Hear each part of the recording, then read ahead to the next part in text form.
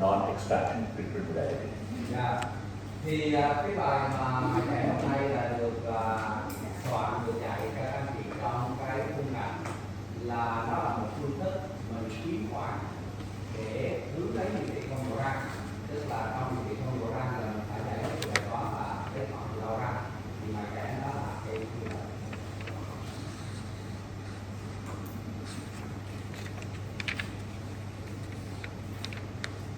Okay, when you talk about the interproximal enamel reduction, and as I mentioned to you earlier, that this is the last option to gain space in my office. To gain space, I would explore other options like the derotations of the posterior teeth, or arch expansion, or uprating of this above the tip teeth, or it could be more digitalization, and so on and so forth. Once that is done, if still we need a little bit of space, maybe not to resolve the discrepancy, maybe during the finishing stage also sometimes, or maybe just prior to finishing as a pre-debonding assessment. Before debonding, you have to assess, and you know that you should take the teeth a little bit in. In that case, you can do IPR and resolve that particular small issue, because with IPR we get very limited amount of space. Thì IPR trong cái bối cảnh điều trị không độ răng thì tiếp quản nó luôn luôn là một cái phương thức cuối cùng mà tôi nghĩ đến. Sau khi mà đi qua hết tất cả các phương thức kia mà nó không giải quyết được vấn đề thì mới làm cái này. Và ngoài cái chuyện chúng ta tiếp quản thì IPR nó có một số cái công dụng không phải để mục đích tiếp quản, mà mục đích là giải quyết những cái vấn đề còn lại nhỏ nhỏ mà làm cho mình có hàm răng không kết nối. Đó là cái vấn đề là cái có thể gọi tiếp xúc răng, có những răng to quá mình mài có thể, chứ không phải là mình muốn tiếp quản, mà nếu nó to quá thì nó làm cho hàm răng dưới không tốt. Hay là chúng ta sẽ có cái mình lướt cái sờ ở phía bên, nhưng mà cũng không thể là bằng ngoài để cho các cái răng nó kết với nhau tốt, để nó có cái độ đó là những cái chỉ định thêm vào. Còn cái IPR chúng ta nói là chủ yếu là để kiếm khoản. So enamel reduction, the case selection that you should know that it can be a class 1 arch length discrepancy. This is I'm talking about dealing with the resolution of malocclusion. Okay, minor class 2 dental malocclusions also, and in any patient or any malocclusion which has got a tooth size discrepancies. When particular, sometimes we find that particular tooth is larger in shape. You know, anteriorly the golden proportion. Sometimes the laterals are very big. Sometimes one tooth is a little larger, or sometimes there is an abnormal tooth morphology proximally. You have to recontour it, and we can generate that particular space. Dạ. Thì chúng ta thấy là khi mình chọn các phương thức mài kẽ thì phải đúng chỉ định để lựa đúng cái cao cái phải ca nào mình cũng có thể là mình mài kẽ để mình kiếm quả. Thì những cái ca mà phù hợp là sẽ có ca hạng 1 mà không phải để mà nó hơi kiếm quả một chút. Cái thứ hai là nếu như mà hạng 2 thì hạng 2 nhẹ mà hạng 2 răng nhẹ, đặc biệt là người lớn. Chứ còn ở người mà còn đang tăng trưởng thì mình sẽ kiếm cách mình dùng các cái biện pháp tăng trưởng để mình giải quyết lại, và có thể là do các khi sau khi mình mài kẽ xong mình cố gắng mình tạo lại cái răng nó có cái hình dáng như ban đầu.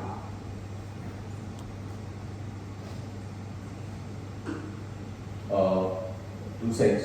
So these are good cases for IPR or interproximal enamel reduction, where also the patient's oral hygiene should be good, very good, because we are going to create, though we have other protocols to establish a normal texture of the enamel, but still we generate a little bit of roughness of the tooth surface that might accumulate plaque accumulation and the subsequent oral hygiene issues. So oral hygiene should be good in that particular case. Có điều kiện phụ nữa là người mà mài kẽ mình nên chọn người có vệ sinh răng miệng tốt, bởi vì dù chúng ta không muốn tạo lại cái bề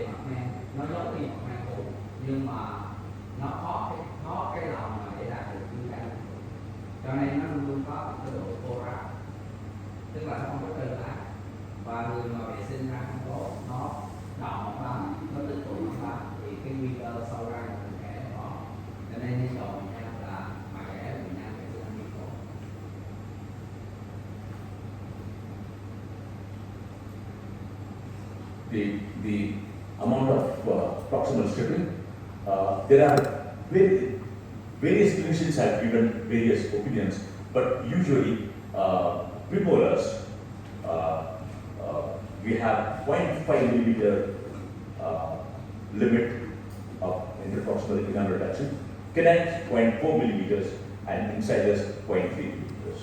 Dạ, mỗi tất cả thì nói con số này hơi khác nhau, nhưng tự chung là mấy cái nghiên cứu mà chúng ta nói này là răng số nhỏ mình có thể mài 0,5 đi, răng mình có thể mài 0,4 đi, răng cửa mình phải mài 0,3 đi, ở đây đó là cái con số chung.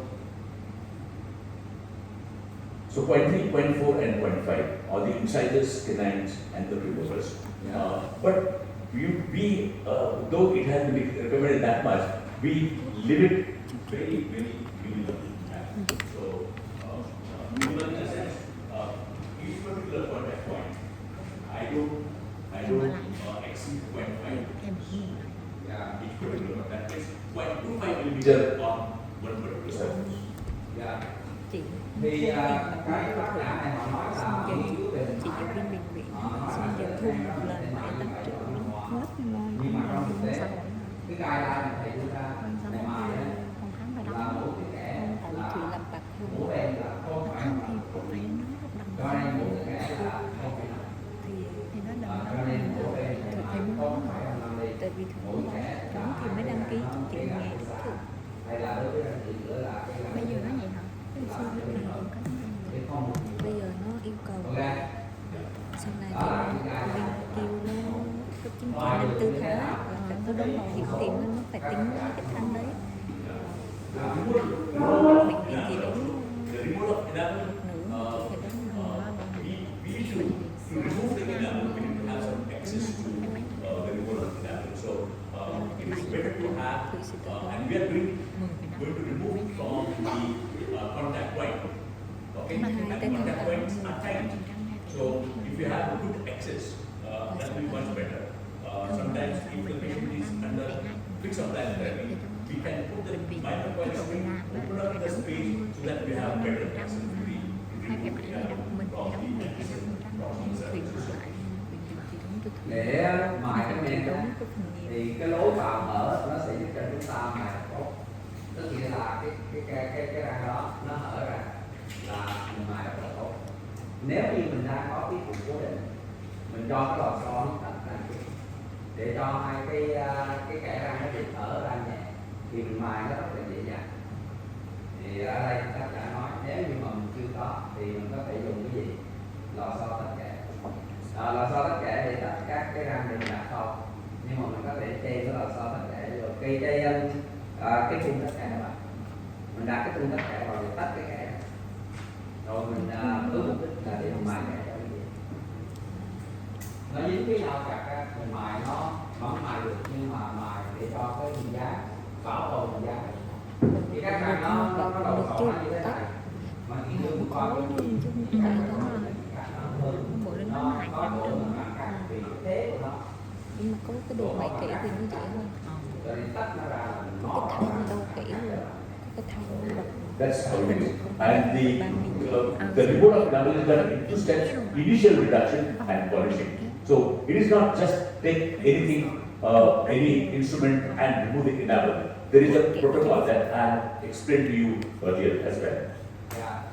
Việc á, mà chúng ta lấy niêm men răng là nó thành hai bước. Bước thứ nhất là mài thô, mài ban đầu, và bước thứ hai là mình đánh bóng. Và đầu tiên là mình mài xong mình đánh bóng.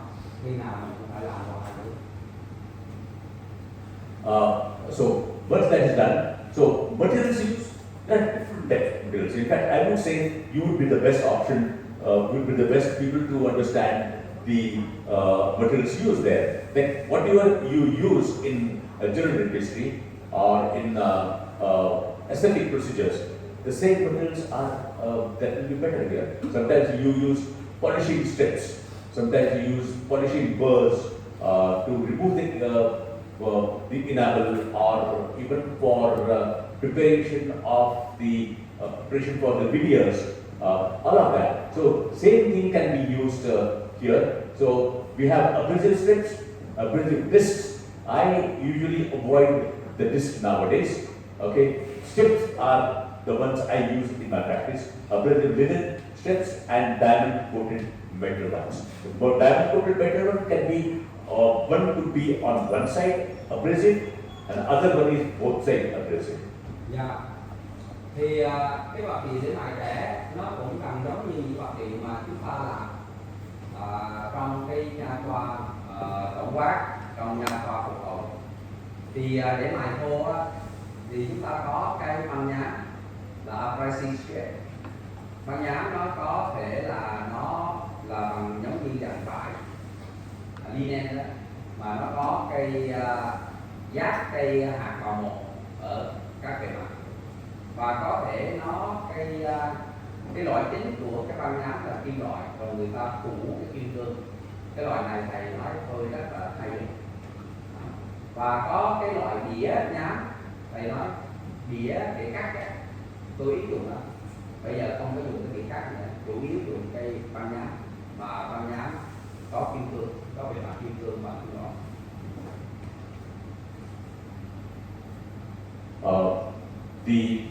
That's one other part. The initial reduction, for the initial reduction we can have the, there are various options, but I would say what I do usually is that I don't follow this now, okay. There are the various options, especially for people who are diverse, they would like to know more options. But once I get suppose this is one particular one that I want to reduce the enamel, I would take the linen strip, one-sided thin one, and put it there, that will break the contact point.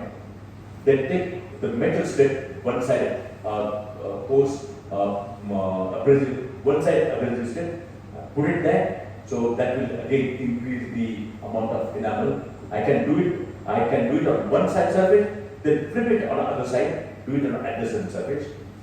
Okay, and then the third step would be to take both sided abrasive strips. And sometimes we have different diameters of abrasive strips now, different thickness of abrasive strips, 0.2 millimeters, 0.3 millimeters, like that, and so that you know and you will remove the enamel. Dạ. Thì cái mài các bước mài á, thì các chị như thế này, cái kinh nghiệm của thầy.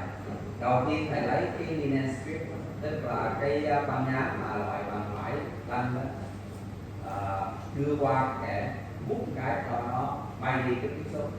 Sau đó thầy có thể dùng cái metal strip là cái băng nhám mà bằng kim loại và kim cương đó, là mài đi thêm cho nó rộng ra.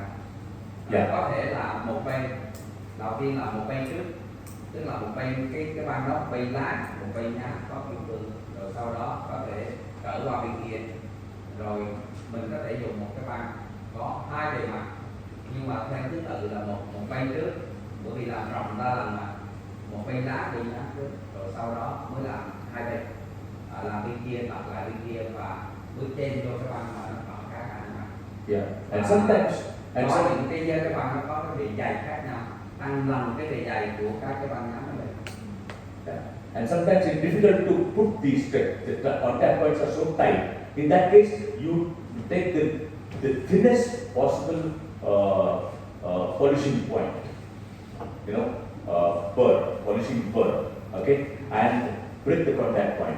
And while doing that, just move a swiping motion. All right, don't be stable at a particular point, because then you would create some ledges on the proximal surface. So have a swiping motion, and that would take care of breaking the contact point, and then that will facilitate the reduction of the damage. Nếu như mà các chị thấy cái băng nhám nó khó làm mà phá vỡ cái tiếp xúc giữa hai cái răng, do hai cái răng nó tiếp xúc chặt quá, mình có thể dùng mũi quăng, dùng cái mũi quăng nặng nhất để mình phá vỡ cái tiếp xúc chặt đó. Và mình sẽ sau đó thì mình dùng cái mũi quăng phải rất là mịn, rất là mỏng, rất là mạnh để làm chuyện đó. And there are dedicated kits, burr kits for IPR. Okay, that makes sense for you to keep it separately, because they are very thin, specially designed mainly designed to remove the interproximal enamel. Dạ. Có những cái bộ dụng cụ mà chuyên dụng cho mài kẻ, nó có những cái mũi khoan nó rất là mỏng, nó được thiết kế cho cái việc mài kẻ. Mình nên là có thể mình để riêng cái bộ đó ra để phục vụ cho cái việc mài kẻ. Okay, so essentially, once you, depending upon the removal of the interproximal enamel, I hardly use the regular burrs to remove it because they are very thick and it will remove extensive amount of material. Initially, if there is a 0.5 millimeter, then I can once the contact point is broken, I can use the burr to speed up the removal of the enamel, and then I can use the strip to punish it. Dạ. Thì chúng ta có thể là để nếu chúng ta cần mài nhiều á, chúng ta phá vỡ bằng cây strip rồi để cho nó nhanh cái tiến độ đó thì thầy có thể dùng mũi khoan mảnh để mài cái lượng men nó hơi nhiều. Yeah, and then we have a polishing tungsten carbide burrs. Do you use tungsten carbide burrs? Dạ. Thì để đánh bóng thì mình dùng cái mũi tungsten carbide đó. Các anh chị có dùng đó để đánh bóng cái miếng trắng của composite rồi đó để tạo lại điều kiện để hoàn tất cái miếng trắng thì mình có cái mũi khoan là tungsten carbide, nó có nhiều cái rãnh. Mình gọi là tiếng Anh là tungsten carbide, mà tiếng Pháp là carbua tungsten. They use tungsten carbide. Dạ, các anh chị có dùng đó không? Cho nha khoa tổng quát không? Đó, dạ. When they use in general dentistry, when Cho they nha use. khoa tổng quát, các anh chị dùng cái mũi đó làm gì? Mũi nó có nhiều cái rãnh, mười mấy cái rãnh, 7, 8, 9, 10 mười mấy cái rãnh đó để mình đi lại cái miếng trắng của mình xịn. Dạ. Để làm gì?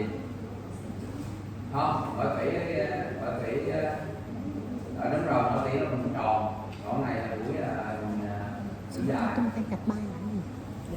Để cho mình sợ. Đúng, tungsten carbide. Yeah. When they use. Là dùng ở đâu?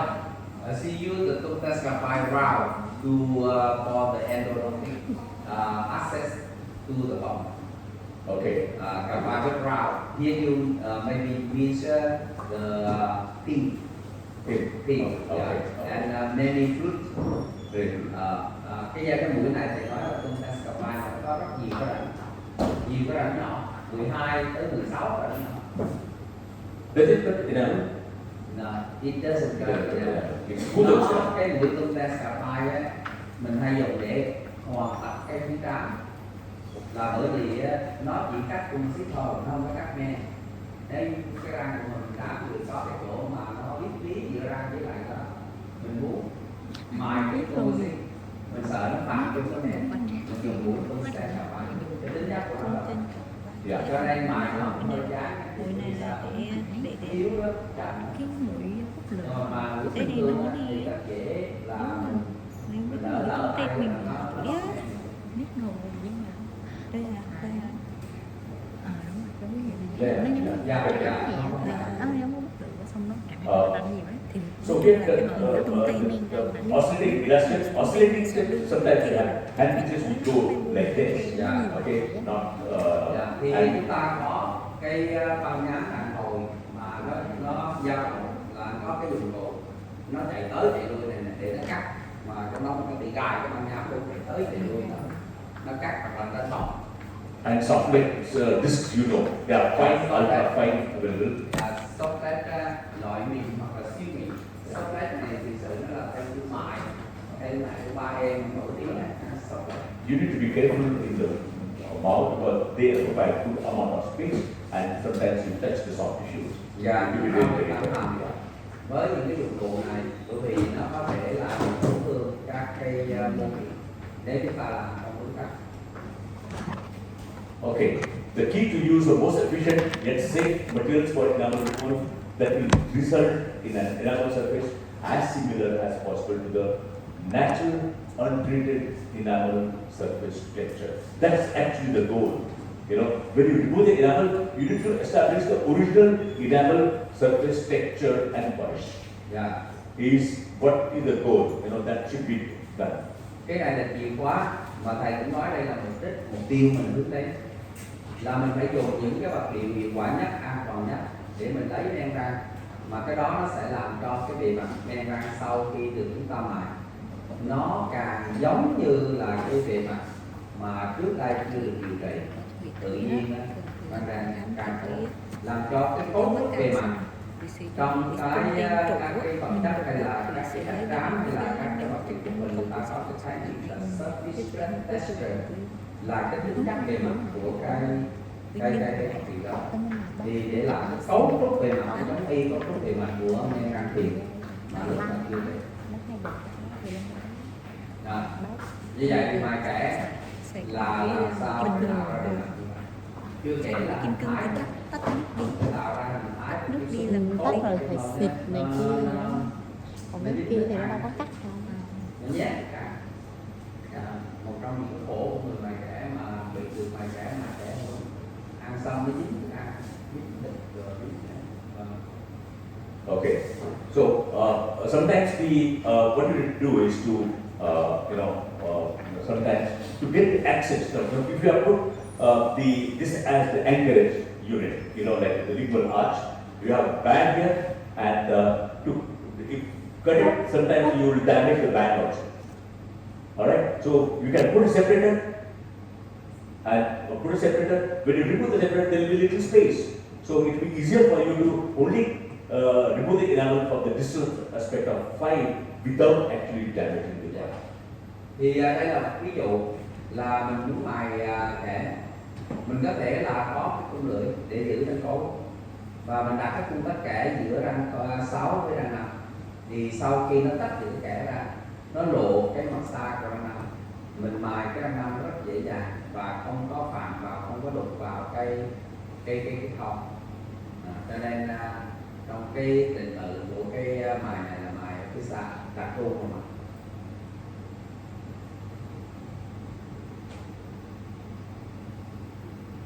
Okay, so then we have we can remove the enamel, and important thing is maintain the original morphology of the tooth. Very, very important.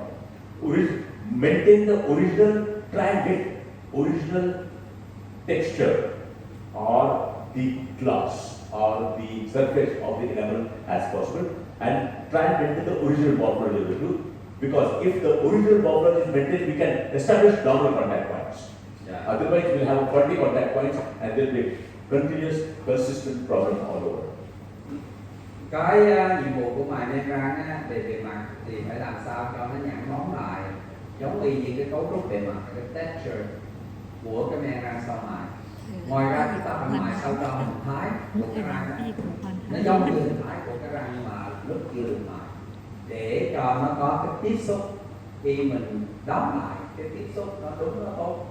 Nếu như tiếp xúc không đúng tốt, nó gây ra cho chúng ta nhiều cái hệ lụy sau răng, nhát thức ăn cho vân vân, khó chịu cho bệnh nhân.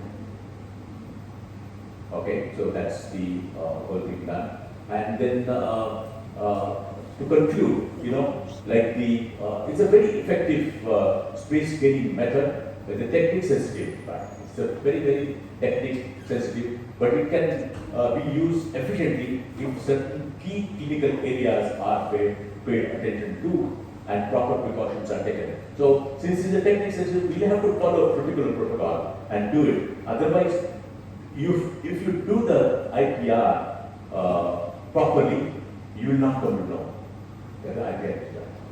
Yeah. At the same time, there will be no issue whatsoever from the periodontal health, as well as the health of the enamel, as well as the morphology of the teeth, as well as aesthetics part. Otherwise, earlier there used to be like stripping is like straight lines, and that is to alter the morphology of the tooth, and used to look very, very artificial. Yeah. Tóm lại mài kẽ là một cái thủ thuật mình tạo khoản nó hiệu quả. Mình có thể mình kiếm khoản từ mài kẽ, nhưng mà nó là một cái công việc mà nó rất là nhạy cảm về kỹ thuật. Cái chữ technique sensitive có nghĩa là phải có tay nghề tốt thì làm mới được. Một cái công việc gì đó mà người ta gọi nó rất technique sensitive, tức là nó đòi hỏi mình phải có đúng kỹ thuật thì nó mới đạt, mà không đúng kỹ thuật là không được, và thường là nó đòi hỏi phải có kỹ năng. Đó, ví dụ như một công việc mà không cần technical sensitivity là mình chỉ cho ai đó họ làm được kìa, không cần người đó có kỹ năng gì hết. Nhưng mà technical sensitivity là phải rất là kỹ lưỡng về kỹ thuật, nắm vững về kỹ thuật mới làm được. Nhưng mà chúng ta phải có một số cái yếu tố lâm sàng phải chú ý, như là cấu trúc bề mặt là phải trả lại như cũ, trơn á, càng láng như đó cũng tốt, hình thái phải đúng, tiếp xúc phải đúng. Đó, cho nên cái mình mài nó thu hẹp lại, nhưng mà mình phải trả lại giá để khổ và răng đúng. Đặng rằng á, cái khi mình khép cái đó lại, cái tiếp diễn giữa hai cái răng nó y như cũ thì nó mới đạt được yêu cầu. Có nhiều người mình thấy thầy nói có nhiều người mình thấy là mài kẽ ra nó thẳng giữa hai cái đó, trong cái răng nó rất là xấu xí, chưa kể là nó không đúng, là nó sẽ gây ra những cái hậu quả chức năng. Mình nhìn thôi là mình thấy nó không có giống cái răng, sau khi nó bị hất mất vào cái phần ngay răng, vì mài là nó thẳng tưng ở vùng kẽ, mài thẳng quá, mài phải cong tạo lại cái đường viền cái đúng, rồi lại đánh bóng đúng để cho nó tiết vô, nó mới không có nó trượt cái răng đúng, chứ không nó kẹt dưới cái kẽ ra. Ok, cái đó là những gì mình còn phải chú ý. Yeah. Okay, so I will demonstrate some of the principles here in the case, and this is when the patient is smiling, we have the teeth resting on the lower lip, and that's how the patient complains. Wow. If you see the profile in fact is more convex. It's convex. In fact, I would have loved to have the mandible little forward to have the straight profile, but still she has the protruding teeth. We need to, and she's not happy, so we'll have to retract the teeth. Retract the teeth, again, this will become flat. So just do the sufficient, create a space to align the teeth and mild take the teeth inside to avoid resting the upper incisors over the lower lip. Dạ, thì bệnh nhân này là có mặt lồi. Hồi nãy mình nói mặt lồi là không phải là cao phù hợp để mình mài kẽ, đúng không? Nhưng mà bệnh nhân này á, không có muốn, chỉ muốn làm thẳng hàng răng thôi, không có giải quyết được cái bằng mặt lồi mà làm đùi đó. Và chúng ta chỉ là mài kẽ làm sao cho đủ khoảng xếp đều các răng hàm trên, và có thể nuôi một tí, không được nuôi nhiều, bởi vì cái gốc của môn là tù rồi, nuôi nhiều là nó sẽ tù thêm. Vấn đề là không phải là hàm trên, vấn đề mà khuôn mặt không đẹp ở hàm dưới mà không đặt ra cái chuyện điều trị đó, chỉ điều trị cho khả năng thôi. Cho nên cái hướng là tiền kệ tiêm khoản đầy đủ cho làm khả năng hết.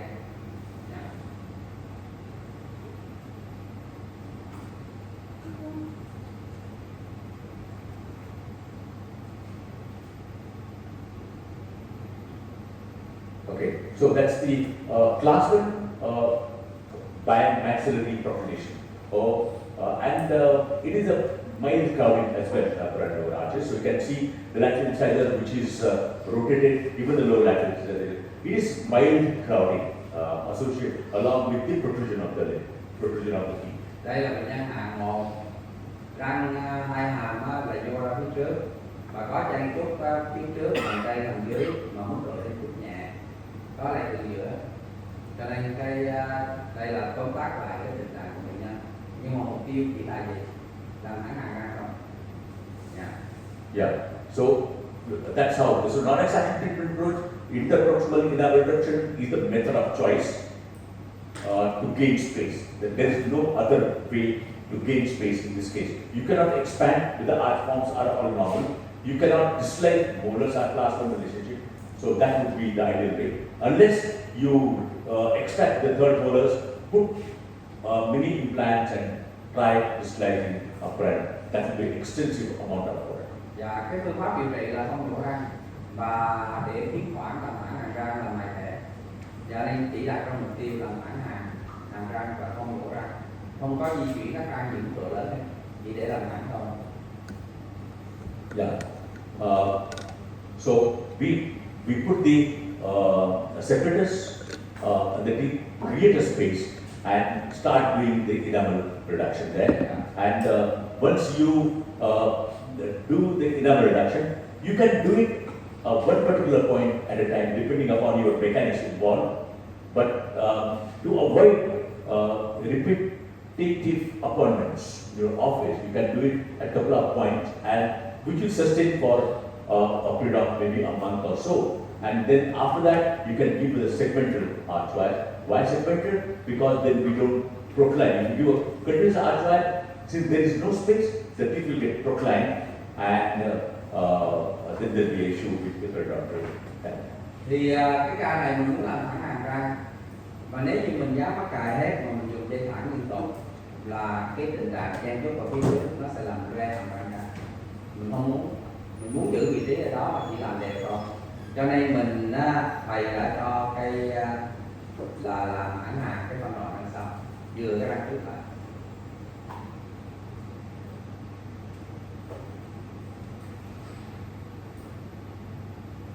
Yeah. So we'll once we create a space, you switch over to the next wire, which is the continuous arch wire in the upper arch. Lower arch still we were working on getting the space, and once that is done, maybe it's time for you to put the lower continuous arch wire. Đây thì đến giai đoạn này á, mình mài kẻ và mình đã làm thẳng hàng và đi qua cái dây liên tục rồi. Ở hàng dưới mình vẫn còn làm thẳng hàng cái phân đoạn đằng sau để cắt kẻ giờ cái phân đoạn đằng sau cũng có đủ chỗ để chúng ta cắn nó cài trước. Yeah. So here we have switch over to the wires, and these are the nickel titanium wires. Of course, you can see the picture, and this is already fabricated dimpled arch wire. So like we have sometimes we have stalks of the arch wire, so that this will prevent the wire coming from behind and start poking the cheeks. So that prevents the horizontal displacement of the wire. Cái dây của chúng ta là nó có cái dimple là cái chỗ lõm đó. Cái dây liên tục cũng có cái chỗ lõm đó, nó tránh trường hợp là dây chạy qua chạy lại nhiều. Nó chạy qua cái thì nó đụng cái mắc cài, chạy qua phải đụng mắc cài, cho nên nếu như nó có ló cái đường dây ra ngoài thì nó ló không nhiều, cho nên là nó sẽ dễ chịu cho bệnh nhân. Đó là cái ý nghĩa của cái dimple, là cái lỗ ở ngay giữa của dây con. Dimple là giống như là đứng đồng tiền anh chị, mà ở đây cái đó cái lỗ của sợi dây xuống người ta cũng gọi là dimple.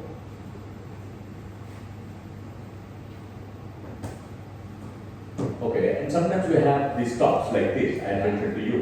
So those stops, so it's not dimple wire but stop, and that will prevent the wire from either side. So as you go ahead, we are aligning the teeth, but with low force mechanics. And look at the arch forms. We have not expanded the arch forms, but we just established a little bit of shape. There is no scope for expansion of upper and lower arches. Dạ. Thì chúng ta sẽ có cái làm thẳng hàng các răng, làm dùng các khoảng đó làm thẳng hàng các răng, rồi đưa qua dây chuyển tiếp là phải đóng các cái thẻ lại, rồi sau đó chuyển cái sim hoặc là. Yeah. Okay, that's the whole thing. And Thì cái này á, là chỉ có một điểm mình cần phải chú ý, vì mình kiếm khoảng để làm thẳng hàng các răng, cho nên ngay từ đầu nó chỉ dám mắc cài chỉ làm thẳng hàng thôi ra. Cho nên anh chị chú ý là có thể phải làm thẳng hàng phía sau, rồi mài chạy phía sau, kéo nó luôn giữa khoảng, rồi mới làm thẳng hàng nước thì không ra. Ok, vậy thôi. yeah. Okay. So the very at this particular stage, when you are on the rectangular arch wire, you can see that the patient is smiling. What is the patient concern? That needs to be resolved. That's very, very important. Patient concern that when she used to smile at rest, this used to be, incisors used to be resting on the lip, and they have gone in, and this looks good for her. And she also said that it's all good now, and that's not making her very, very conscious about it. And the laterals were flared and rotated. All that has been taken care of. Shape has been established. So that is what the patient wanted. Cái gì nhớ lúc ban đầu các răng cửa nó hơi xoay, nó hơi chồng lên cái răng cửa bên, rồi răng cửa bên thì nó sẽ ra ngoài. Bây giờ là chiếm khoảng làm thẳng hàng rồi, bệnh nhân rất là happy, rất là. Yeah. So that's the improved smile, and this is finishing stage. Finishing Đây where là that's the overhead slot appliance. And the wire is 1325, probably stainless steel. I guess this is the stainless steel wire, and that is to fine tune the rotations, corrections, fine tune the leveling of the teeth, fine tune the torque options, and now everything whatever is built up into the appliance system. Allow the time to express itself just prior to removal of the appliances. Mình cần phải làm để lên dây cứng để cho tất cả những yếu tố được thể hiện ra. Ví dụ như leveling là làm thẳng khung ra, độ cột, độ xoay thì xây dựng trong cái mặt cài, độ tiếp cần phải bỏ cái dây to trong đó để cho nó có thời gian nó thể hiện tất cả các cái đặc điểm đó ra. Thì sau khi nó thể hiện xong rồi thì còn chỗ nào chưa hoàn thiện thì chúng ta đóng lại thì xong nó hoàn thành. Yeah, and of course the different bracket system, of course, but we are mainly concerned on the ridges, the margin ridges which are leveled up. Contact points are very good, and we have done the interproximal elaboration. Make sure that there are no spaces left. Contact points are normal, muffler with the teeth is normal.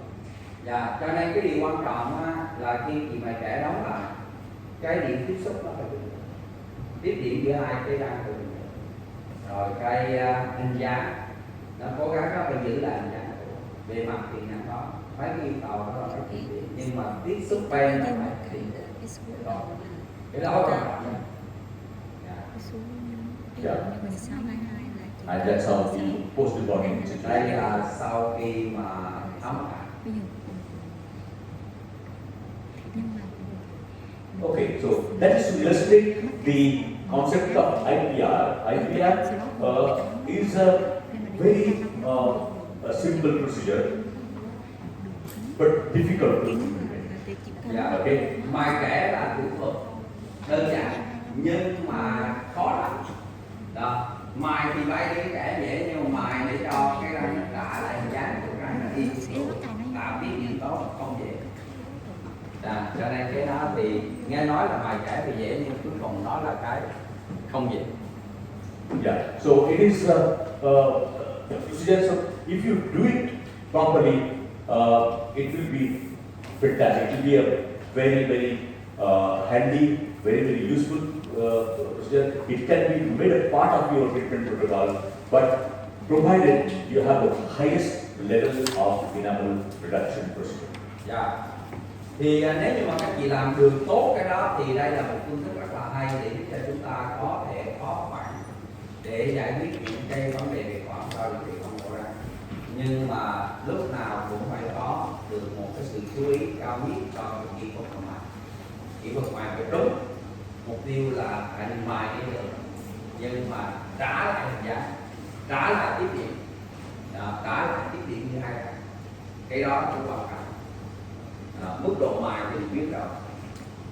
Tác giả nói gì tác giả nói gì nhưng phải biết thôi, không cấm không lắm. Ý của Liên thầy là cứ mỗi bên mỗi mặt đang không cấm lắm. Mỗi kẻ là nửa liền. Is it clear with you? Dạ, các chị thấy rõ chưa? Okay. If that's it, clear thing, we will meet tomorrow morning. Yeah. Thì nếu như các chị nắm rõ rồi thì ngày mai chúng ta hẹn gặp buổi cuối cùng. Yeah. Thank you. Yeah. Tomorrow is the last day. Ngày mai là ngày cuối cùng. Are you excited?